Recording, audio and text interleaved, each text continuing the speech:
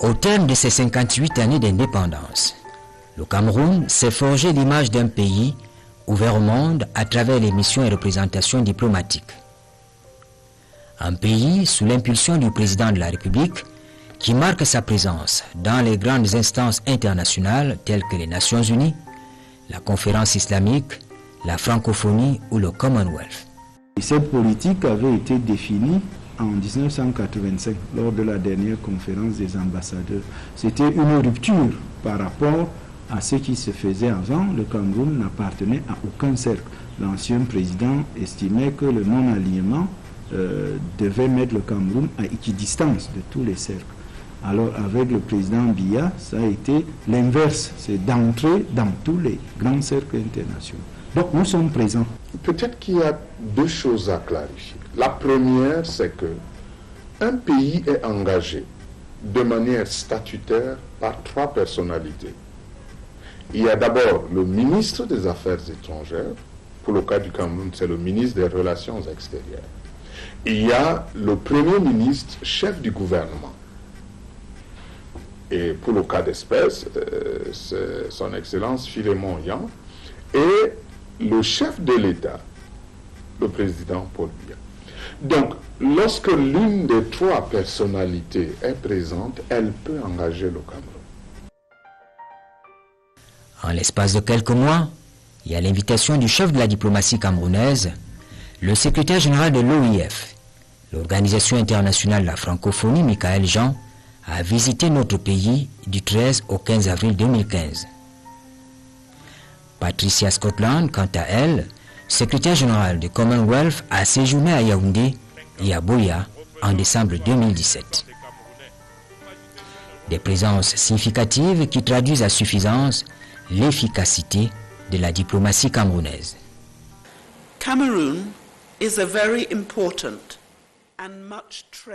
Le Cameroun est un membre très important et très précieux du Commonwealth. Nous avons entretenu une relation très chaleureuse avec le Cameroun depuis qu'il a rejoint le Commonwealth en 1995. Le Cameroun a participé de manière constante et active aux réunions et activités du Commonwealth.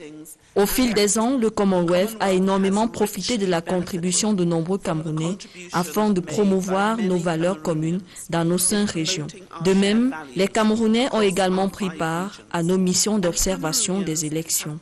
Notre coopération dans le passé s'est donc concentrée sur le renforcement des institutions et des processus démocratiques, donnant plus de visibilité à la gestion des élections. Du point de vue des relations bilatérales, les autorités de Yaoundé ont opté pour la diversification des partenaires. Une présence et une participation régulière aux sessions de l'ONU à New York. Il en est ainsi de la coopération multiforme développée avec les pays comme la France. Paris et Yaoundé se concertent régulièrement sur les questions qui fondent leur avenir commun. Plusieurs fois, dans ce cadre, le président Paul Biya a été invité à participer à des sommets mondiaux organisés par les autorités françaises. La relation est tout aussi forte avec la Russie, la Chine ou bien d'autres pays émergents. Le Cameroun se doit de garder une relation privilégiée avec l'ONU. Il la garde certains petits exemples. À un moment où on devait élire le tout premier secrétaire général africain de l'ONU, c'est le Cameroun qui était à la manœuvre. C'était l'élection de M. Boutros Ghali. Au-delà des aspects économiques, la lutte contre l'insécurité et le terrorisme constitue le point central des relations qui lient le Cameroun à ses partenaires traditionnels comme les États-Unis. À Yaoundé, comme dans bien d'autres chancelleries occidentales, l'approche camerounaise de la lutte contre Boko Haram est fortement appréciée. Le président Biya, lors de son séjour à New York, a eu de nombreuses rencontres avec le président Obama. Le président Biya a pris de très importants engagements au cours du sommet organisé par le président Obama pour les réfugiés sur la prise en charge de ceux qui ont traversé la frontière. Ça a été très prometteur et nous en sommes très reconnaissants. Le président Biya a pris part au USA Business Forum organisé par le président Obama. Ils se sont entretenus lors du dîner gala organisé par le président hôte. Je pense que l'intensité de l'interaction qu'ils ont eue est sans précédent dans l'histoire des relations américano-camerounaises. Et nous sommes d'accord sur le fait qu'il importe de combattre Boko Haram tout en respectant les droits de l'homme.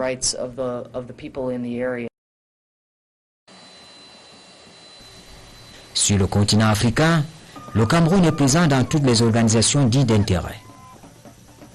Il tire avantage de sa position géographique et de sa diversité culturelle. Mais le Cameroun est aussi leader dans ce qui concerne la gouvernance maritime dans le golfe de Guinée, vous savez, qui entre dans une dimension interrégionale. Le Cameroun est membre de la commission du bassin du lac Tchad qui implique 2 sous-régions. Le Cameroun participe dans tout ce qui concerne le bassin du Niger qui implique aussi 2 sous-régions. Et au-delà, le Cameroun est le porte-parole du groupe africain sur les questions d'industrialisation. Le Cameroun est le porte-parole du groupe africain sur les questions de facilitation des échanges. Le Cameroun, pour aller un peu au-delà, est le porte-parole du groupe ACP sur les questions de développement à l'OMC. Le rayonnement diplomatique du Cameroun en Afrique est bien visible à travers la présence et le placement des nationaux à divers postes de responsabilité. Beaucoup de gens ont cru que les données ont changé à travers le passage entre l'OUA et l'Union africaine. Non, la relation entre les deux s'est plutôt consolidée. Juste pour vous donner une image, lors de la remise du bâtiment à l'Union africaine, dans le cadre de l'université panafricaine, c'est une Camerounaise qui représentait l'Union africaine. C'est dire, le symbole est tellement fort. La commission qui pilote la réforme institutionnelle de l'Union africaine est dirigée par un Camerounais, le professeur Moukoko Mbodjo.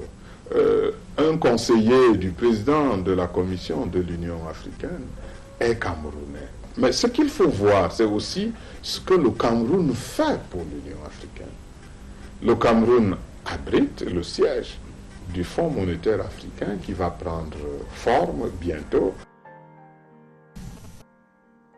La consolidation des amitiés traditionnelles, qui va de pair avec la construction des amitiés nouvelles, constitue un atout majeur pour la diplomatie camerounaise. Avec l'Union africaine par exemple, elle débouche sur les engagements fermes. Aucun différend en Afrique ne saurait être résolu par la violence.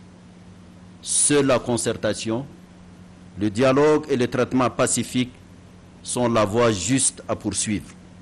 Je sais que les événements auxquels vous avez fait référence ont des conséquences dramatiques pour les populations civiles innocentes. Je voudrais leur exprimer ma solidarité et ma compassion. Pour sa part, la Commission de l'Union africaine demeure entièrement disposée à unir ses efforts aux vôtres pour toute démarche que vous jugez utile pour aider le Cameroun à promouvoir les solutions consensuelles aux problèmes posés.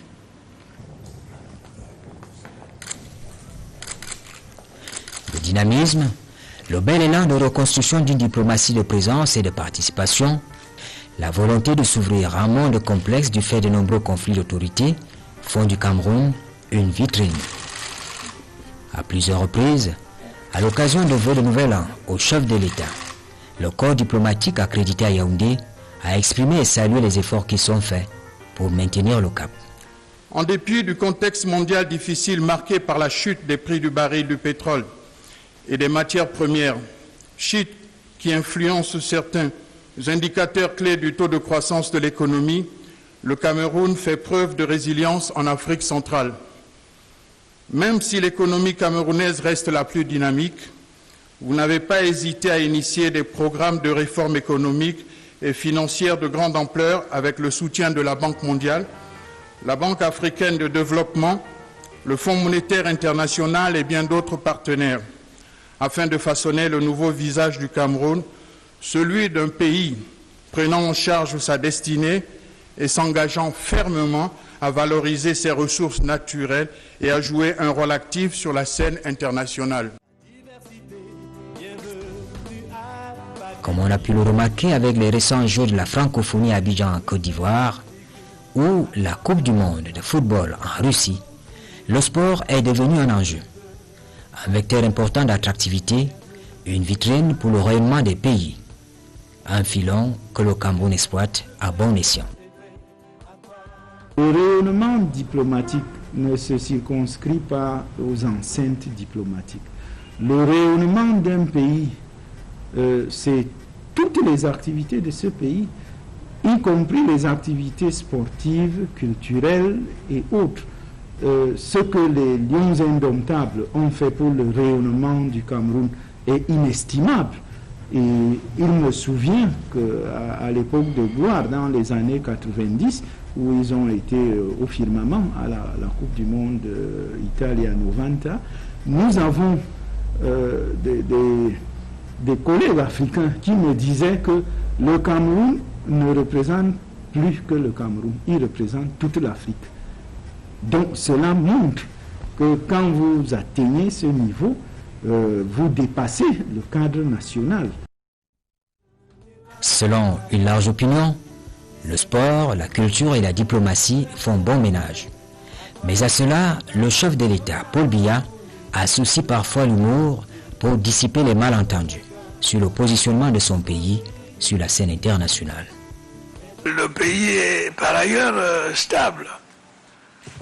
C'est rare aujourd'hui de trouver un gouvernement qui dure 30 ans.